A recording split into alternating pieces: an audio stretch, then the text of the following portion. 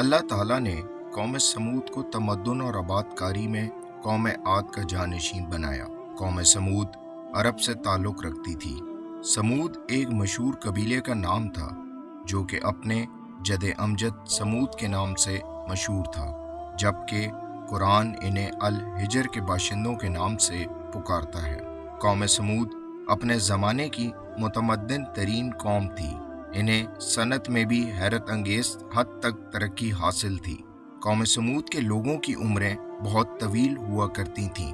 वो मिट्टी के घर बनाते तो उनकी मौत से पहले ही वो घर ख़राब और बर्बाद हो जाते, तो फिर उन्होंने पहाड़ों को तराश तराश कर घर बनाना शुरू किए। चुनाचा कुरान पाक के मुताबिक कौम समूद मैदानों में महलात तामीर करने और पहाड़ों को तराश कर उनके आलीशान मकानात बनाने की महारत रखती थी। कहते हैं वो सर्दियों में पहाड़ों के अंदर तराशे हुए मकानात में रहते, जबकि गर्मियों में मैदानों में मौजूद महलात में रहते। अल्लाह ताला ने हर नबी को नबूवत के मुआज़े के साथ माबूस फरमाया। कौम की तरफ से मुआज़े को कबूल ना करने की सूरत में कौम को मोहलत मिल जाती, लेकिन अगर लोगों के मुतालबे पर मुआज़ा दिखाया जाता और फिर लोग उस मुआज़े का इनकार करते तो उस सूरत में फौरी अज़ाब आ जाता। कौम समूद एक बुत परस्त कौम थी। अल्लाह ताला ने हज़रत सालेह अलैहिस्सलाम को कौम समूद की तरफ हिदायत के लिए माबूस फरमाया। हज़रत सालेह अलैहिस्सलाम रिसालत पर माबूस होने से कबल अपनी कौम में मुमताज़ मकाम रखते थे। कौम को हज़रत सालेह अलैहिस्सलाम की फ़हम फरासत और आला सलाहियतों से कुछ उम्मीदें वाबस्ता थीं। मुमकिन है हज़रत सालेह अलैहिस्सलाम अपनी कौम की तहज़ीब और तमद्दुन, तामीर और तरक्की के अमवार और आला इंसानी कदरों के मालिक होने की वजह से एतमाद और अमानत के एतबार से उम्मीदों का मरकज़ हों। एक रोज़ कौम समूद के लोग एक जगह मौजूद थे और हज़रत सालेह अलैहिस्सलाम उन लोगों के पास पहुँचे। उन्हें अल्लाह ताला की तौहीद की दावत पेश की, वाइज़ व नसीहत की, अल्लाह ताला के अज़ाब से डराया और उनको अल्लाह ताला की अताअत और फर्माबरदारी का हुक्म दिया। कौम समूद के लोग हज़रत सालेह अलैहिस्सलाम से कहने लगे, ऐ सालेह, तुम्हारे खुदा को तब मानेंगे कि जब सामने वाली पहाड़ी फट जाए और उसमें से एक ऊँटनी और उसका दूध पीता बच्चा निकले। कौम समूद के नज़दीक सबसे ऊंची और बड़ी चीज़ ऊँट था, इसीलिए कौम समूद ने हज़रत सालेह अलैहिस्सलाम से एक ऊँटनी और उसके दूध पीते बच्चे का मुतालबा किया। तो हज़रत सालेह अलैहिस्सलाम ने अपनी कौम से कहा कि अगर मैं तुम्हारी तलब करदा निशानियों के मुताबिक ऊँटनी का मुतालबा पूरा करूं, तो क्या तुम ईमान ले आओगे? क्या मेरी लाई हुई शरीयत को मान लोगे और क्या मेरी रिसालत की तस्दीक करोगे? कौम समूद ने कहा, हाँ, हम ईमान लाएंगे। हज़रत सालेह अलैहिस्सलाम जाए नमाज की तरफ पलटे जो मुकद्दर था। नमाज पढ़ी और अल्लाह ताला से दुआ की, ऐ मेरे अल्लाह, मेरी कौम का मुतालबा पूरा कर दे। हज़रत सालेह अलैहिस्सलाम ने अल्लाह ताला के हुक्म पर अपनी असा से पहाड़ी की तरफ इशारा किया। पहाड़ी पहले लर्जी, फिर वो पहाड़ी फटी और पहाड़ी में से ऊँटनी और उसका बच्चा दोनों टहलते हुए निकले। कौम समूद के मुतालबे पर हज़रत सालेह अलैहिस्सलाम ने ऊँटनी को बतौर मुआज़ा पेश किया। मुआज़ा देखकर कुछ लोग फौरी ईमान ले आए। हज़रत सालेह अलैहिस्सलाम ने पूरी कौम को जमा किया और ऐलान किया, यही खुदा की ऊँटनी तुम्हारे लिए एक मुआज़ा है। इसे ज़मीन में आज़ाद छोड़ दो ताकि खुदा की ज़मीन में चरती फिरती रहे और खाए पिए, और अगर तुमने इसको बुरी नीयत से हाथ लगाया तो तुम्हें अज़ाब अलीम आ पकड़ेगा। कौम समूद ने इस बात पर इत्तेफाक किया कि ये ऊँटनी उनमें रहेगी और जहाँ से चाहे चरेगी। चूँकि कौम समूद के इलाके में पानी की किल्लत थी और पूरी आबादी के लिए एक ही कुआं था, यही कौम समूद के लिए आजमाइश थी। हज़रत सालेह अलैहिस्सलाम ने कौम समूद को मुखातिब करके अल्लाह ताला का हुक्म सुनाते हुए कहा कि ये सामने जो तालाब देख रहे हो, ये पानी तुम लोगों और ऊँटनी के दरमियान तकसीम शुदा है और हर एक अपनी बारी पर हाजिर होगा। ایک دن یہ اونٹنی پانی پیے گی اور ایک دن تم اپنے اور اپنے جانوروں کے لیے پانی لو گے۔ اونٹنی کی باری کے دن کوئی اور وہاں سے پانی نہیں لے سکتا، جبکہ جس دن انسانوں کا دن ہوتا اونٹنی پانی کو منہ نہ لگاتی۔ اسی طرح اونٹنی اور بستی والے باری باری پانی پی لیتے۔ اور یہ بھی کہا جاتا ہے کہ قوم سمود کے لوگ ایک دن اونٹنی کا دودھ ضرورت کے مطابق پی لیتے، لیکن جو دن اونٹنی کے پانی پینے کا تھا اس دن قوم بگڑ جاتی کہ یہ اونٹنی ہمارا حق چھین رہی ہے۔ اسی وجہ سے اللہ تعالیٰ کا قرآن پاک میں ارشاد ہوا کہ ہم تمہاری آزمائش کے لیے اونٹنی بھیجیں گے کہ تم اس پر ایمان لاتے ہو یا اس کا انکار کرتے ہو۔ اور بتا دیا گیا قوم کو کہ اگر تم اس کی کونچیں کاٹو گے تو یہ کام بھی تمہاری تباہی کا باعث ہوگا۔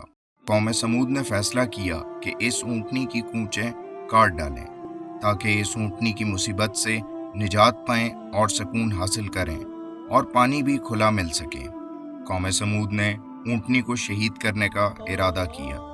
چنانچہ قوم سمود کے لوگوں نے اپنے جھگڑالو شخص کو بلوایا جس کا نام قدار تھا، اسے ورغلایا اور اسے اونٹنی کا خاتمہ کرنے پر آمادہ کیا۔ اس سے کہا گیا اپنی بہادری اونٹنی کا خاتمہ کر کے دکھائے۔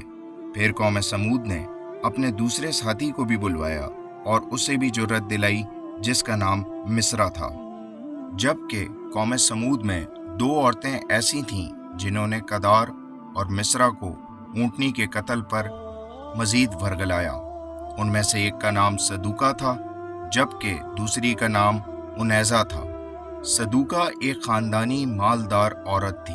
صدوقہ نے مصرا کو بلایا اور اس پر اپنا آپ پیش کیا، لیکن شرط یہ لگائی کہ وہ اونٹنی کی کونچیں کاٹ دے، جبکہ انیزہ ایک بوڑھی عورت تھی، اس کی 4 بیٹیاں تھیں۔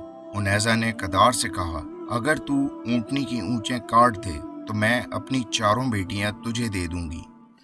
قدار اور مصرا نے اونٹنی کو شہید کرنے کا ارادہ کیا اور انہوں نے اپنی قوم کو بھی اس کام پر آمادہ کرنے کی کوشش کی تو 7 آدمی اور ان کے ساتھ مل گئے۔ انہی کے بارے میں اللہ تعالیٰ نے قرآن پاک میں ارشاد فرمایا کہ شہر میں 9 آدمی رہتے تھے جو زمین میں فساد پھیلاتے اور اصلاح نہ کرتے۔ یہ لوگ پورے قبیلے میں بھاگ دوڑ کرتے رہے اور لوگوں کو اونٹنی کی کونچیں کاٹنے کے فوائد بتاتے رہے، تو قبیلے کے دوسرے لوگوں نے بھی ان کی بات مان لی۔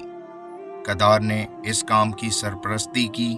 پھر ایک دن یہ لوگ اونٹنی کو شہید کرنے کے لیے ایک جگہ چھپ کر بیٹھ گئے اور گھات لگائی۔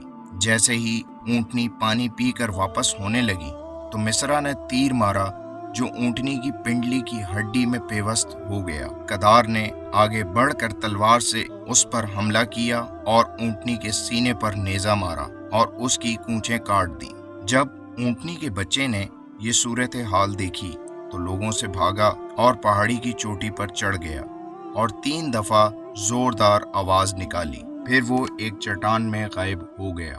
اونٹنی کی شہادت کے بعد حضرت صالح علیہ السلام نے قوم کے سرداروں کو 3 دن کی مہلت دیتے ہوئے کہا کہ اپنے گھروں میں 3 دن فائدہ اٹھا لو، یہ وعدہ ایسا ہے کہ کبھی جھوٹا نہیں ہوگا۔ اور قوم کو یہ بھی بتا دیا کہ مہلت کے پہلے دن تمہارے چہرے زرد، دوسرے دن سرخ اور تیسرے دن سیاہ ہو جائیں گے۔ یہ مہلت اس لیے دی گئی تھی کہ کوئی راہ راست پر آنا چاہے تو آ سکے۔ قوم سمود کے سرداروں نے حضرت صالح علیہ السلام کے قتل کا منصوبہ بنایا اور ایک دوسرے سے قسمیں اٹھوا کر پختہ وعدہ لیا کہ ہم حضرت صالح علیہ السلام اور ان کے خاندان کو شہید کریں گے۔ پھر ہم کہیں گے کہ رات کی تاریکی میں ہمیں کیا معلوم کہ کس نے شہید کیا۔ اللہ تعالیٰ نے حضرت صالح علیہ السلام کے قتل کا منصوبہ بنانے والوں پر پتھر برسائے اور ان کے سر کچل دیے اور باقی قوم کی ہلاکت سے پہلے ہی ہلاک کر دیا۔ یہ جمعرات کے دن کا واقعہ ہے جو ان کی مہلت کے دنوں میں سے پہلا دن تھا۔ اس دن قوم سمود کے باقی لوگوں کے چہرے زرد ہو گئے جس طرح کہ حضرت صالح علیہ السلام نے ان کو ڈرایا تھا۔ جب شام ہوئی سب پکار اٹھے، واہ ایک دن گزر گیا۔ پھر جمعے کے دن ان کے چہرے سرخ ہو گئے۔ جب شام ہوئی تو کہنے لگے مہلت کے 2 دن گزر گئے۔ ہفتے کی صبح ہوئی جو ان کی مہلت کا آخری اور تیسرا دن تھا تو ان کے چہرے سیاہ ہو گئے۔ جب شام ہوئی تو آوازیں لگانے لگے، مہلت کی مدت گزر گئی۔ اور پھر جب اتوار کا دن آیا، وہ سارے خوشبو لگا کر تیار ہوئے اور انتظار میں بیٹھ گئے کہ کون سا عذاب ان پر آتا ہے۔ قوم سمود کو پتہ ہی نہ تھا کہ عذاب کس طرح واقع ہوگا، کس طرف سے آئے گا اور ان کو لپیٹ لے گا۔ جب سورج نکلا اور چمکنے لگا تو آسمان سے ایک چیخ آئی اور ان کے نیچے سے زلزلہ آیا، ان کی روحیں نکلنے لگیں۔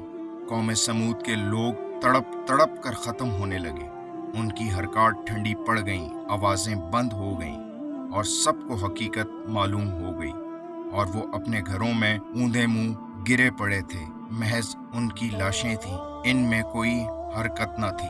قوم سمود کو پہاڑوں کے شکم کے اندر محفوظ ترین گھروں میں ہی ان کو ایک دھماکے کی آواز نے تباہ کر دیا۔ ان کے محفوظ ترین مکان ان کی حفاظت نہ کر سکے۔ ان میں سے صرف ایک لڑکی بچی جو معذور تھی، اس کا نام گلبا تھا، اسے الزریہ بھی کہا جاتا تھا۔ اس کو حضرت صالح علیہ السلام سے سخت دشمنی تھی۔ جب اس نے عذاب دیکھا تو خدا کی قدرت کہ اس کی ٹانگیں درست ہو گئیں اور وہ بہت تیزی سے دوڑی اور ایک عرب قبیلے کے پاس آ کر رکی اور مکمل صورتحال کی خبر دی اور عذاب کا قوم پر نازل ہونے کا تذکرہ کیا۔ پھر اس لڑکی نے پانی مانگا، پانی پیتے ہی وہ بھی ہلاک ہو گئی۔